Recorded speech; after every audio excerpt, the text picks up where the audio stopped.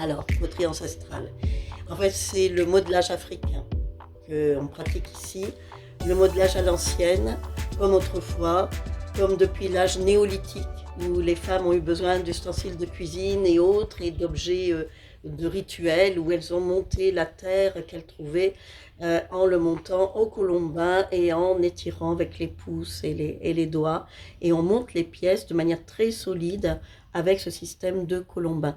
Et on peut faire vraiment beaucoup de choses. Ça convient bien pour le pot. Il faut beaucoup d'attention parce que quand on est habitué à d'autres techniques en poterie, c'est vrai qu'il faut faire attention à bien garder l'aspect circulaire, c'est pas si facile, mais c'est aussi un travail d'exercice d'équilibre à l'intérieur de soi et avec la terre. Donc tout est fonction de notre concentration pour obtenir quelque chose qui tient la route et surtout qui tient debout. Voilà.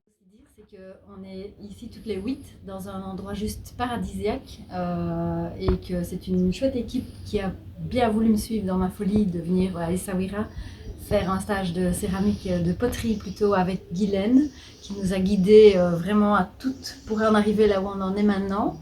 On n'a aucune envie de repartir et on a découvert, je pense, énormément de choses à l'intérieur de nous chacune.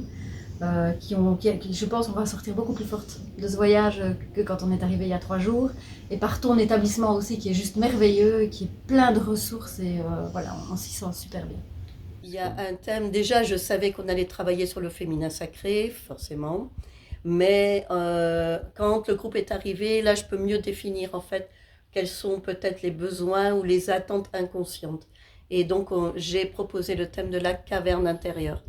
Et en parlant de caverne intérieure, on parle donc de son ventre, de son utérus, on parle donc de son féminin et de ses racines aussi. Et donc on est allé inconsciemment, involontairement, chercher très très loin dans cette caverne, chercher sans doute des mémoires, chercher des émotions. Il y a beaucoup d'émotions d'ailleurs qui sont sorties. Voilà, et les pots sont là aussi pour le dire, mais il n'y a pas que de l'émotion, il y a énormément de techniques. Et ça s'est joué sur 2 jours et demi de travail.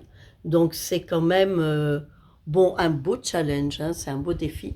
2 jours et demi de travail pour faire un pot qui se tient, où il y a de la créativité, où il y a de la personnalité et surtout une justesse, une vérité intérieure. C'est surtout ça que je recherche quand je fais un stage, c'est d'aller chercher sa propre vérité. On ne copie personne, mais on essaye d'être complètement authentique. Et on se livre à travers les pots.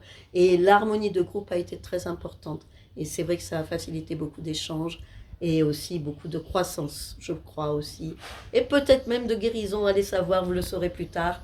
Il y a peut-être des choses aussi qui se sont refermées en même temps que vous refermiez votre terre. Ça, c'est mon symbole du Maroc.